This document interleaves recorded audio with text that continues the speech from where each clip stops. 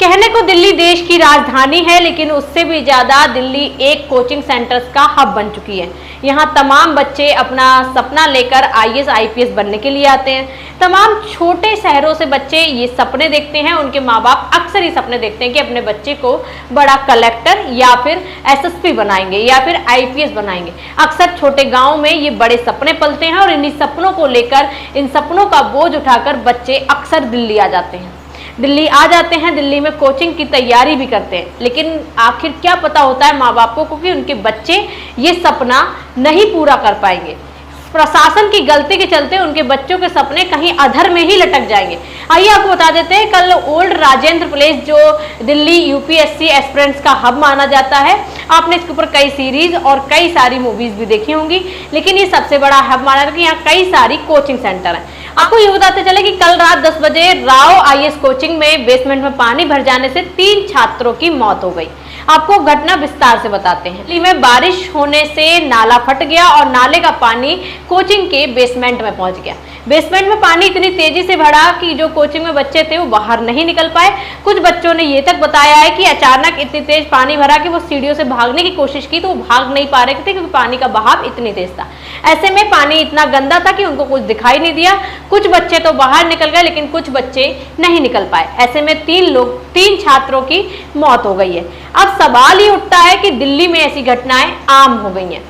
इस पर सब चुप्पी साधे अपने आराम से काम करते हैं और शाम को अपने घर लौट जाते हैं। किसी को ऐसी घटनाओं पर कोई असर नहीं पड़ता।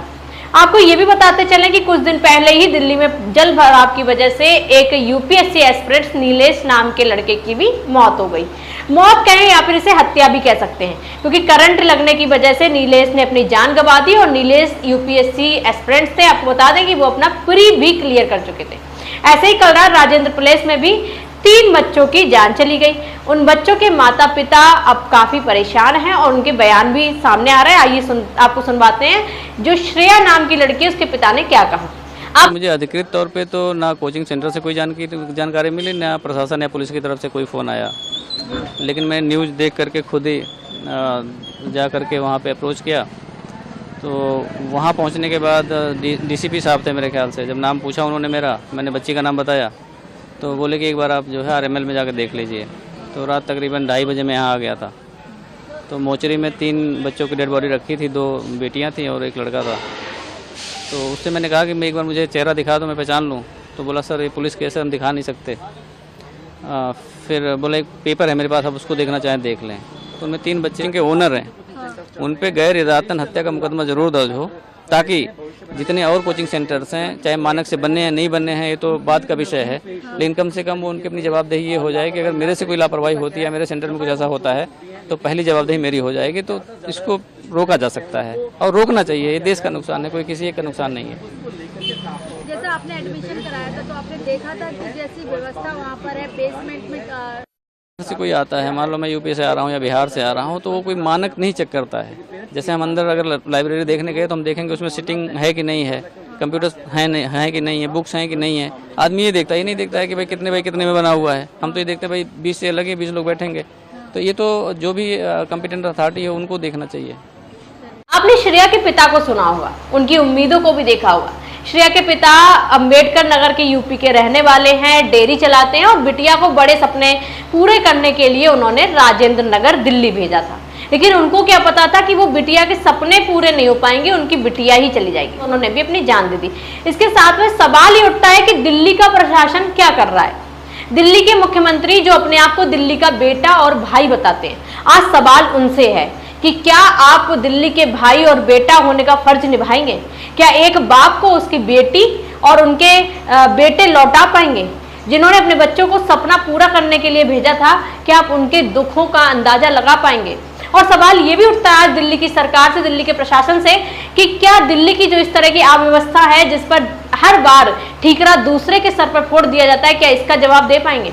दिल्ली के मुख्यमंत्री हमेशा कहते हैं वो सबसे लोकप्रिय मुख्यमंत्री हैं और उनको दिल्ली की पूरी जनता चाहती है। दिल्ली की जनता चाहती है कि वो दिल्ली की समस्याओं का समाधान करें। क्या इनकी समस्याओं का समाधान दिल्ली के मुख्यमंत्री कर पाएंगे?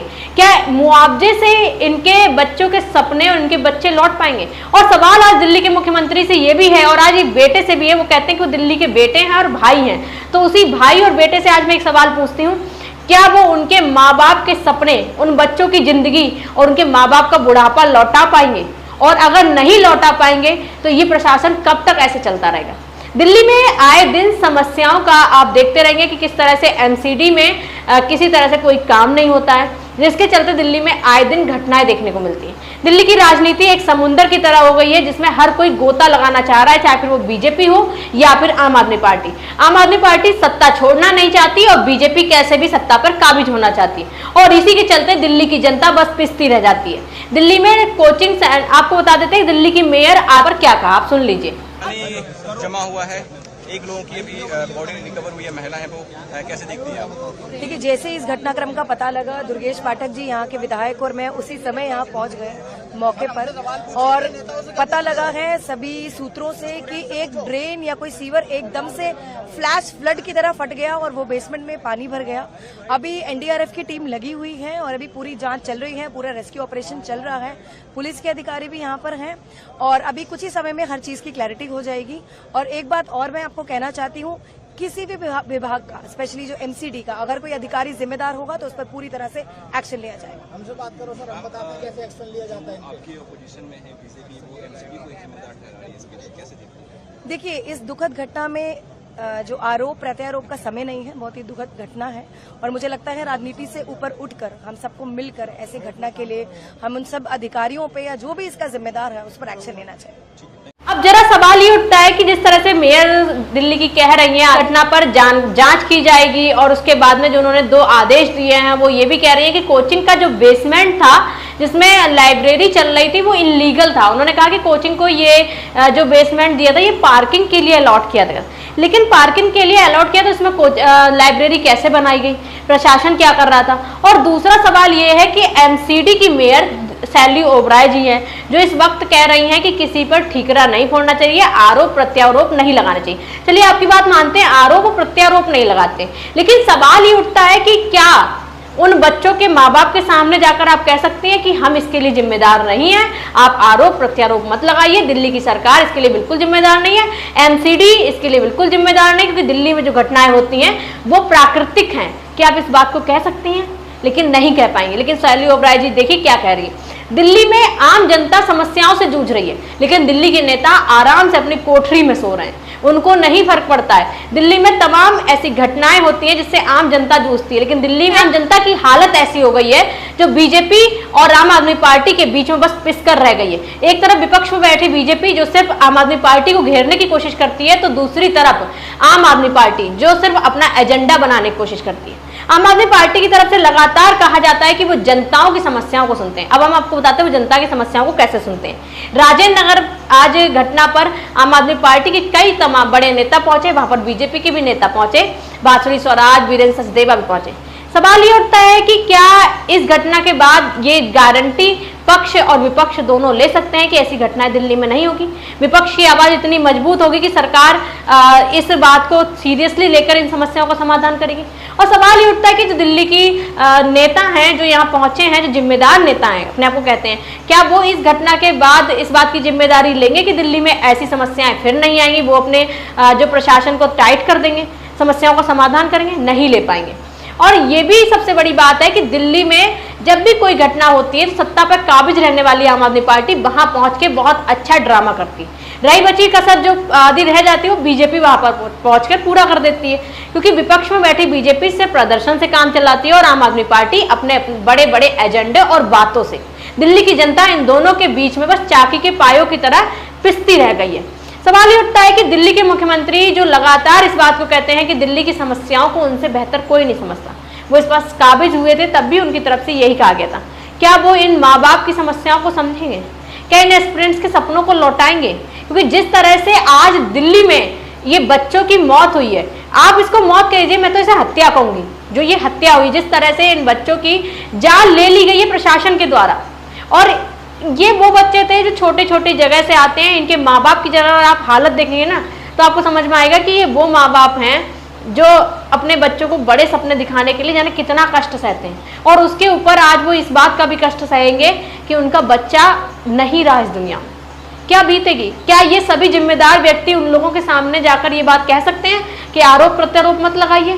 क्या उन लोगों के सामने जाकर ये कह सकते हैं उनके माँ बाप के सामने कि अरे ये तो घटना थी, दुर्घटना थी, एक आंखों में आंखें डाल के क्या ये बात कह सकते हैं? सवाल आज सबसे है, प्रशासन से भी और आम जनता से भी है। जो दिल्ली की जनता सरकार चुनती है, उनसे उम्मीदें लगाती है और उस नाटक में शामिल होती है और आगे बढ़ जाती है, कहते हैं हमें क्या। लेकिन यहाँ तमाम लोग रोज की समस्याओं से जूझते हैं और अपनी जान गंवा देते हैं। प्रशासन सोता रहता है और बस वापस चला जाता है। एक हंगामा होता है, एक पूरी कहें तो फिल्म बनती है, उसके बाद में सब शांत हो जाता है।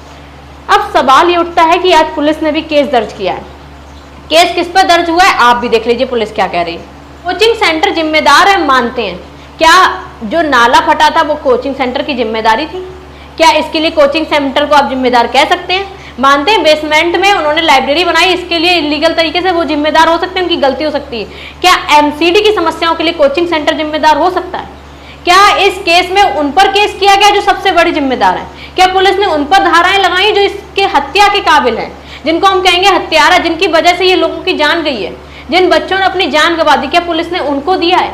नहीं, पुलिस ने उन पर केस नहीं लिखा। ये केस सिर्फ उन पे हुआ है जिनको सिर्फ मोहरा बना दिया जाता है। क्या पुलिस अगर उन जिम्मेदार लोगों पर केस लगेगी, क्या लगता है कि जनता नहीं साथ देगी? एक बार पुलिस केस लिखकर तो देखे, जनता अपने आप साथ देगी।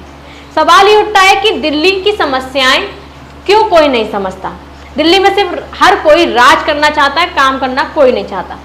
एक तरफ सत्ता में बैठी आम आदमी पार्टी बड़े बड़े वादों के साथ अपने सरकार चलाने के दावे तो करती है, लेकिन दिल्ली की समस्याओं को समाधान नहीं निकाल पाती।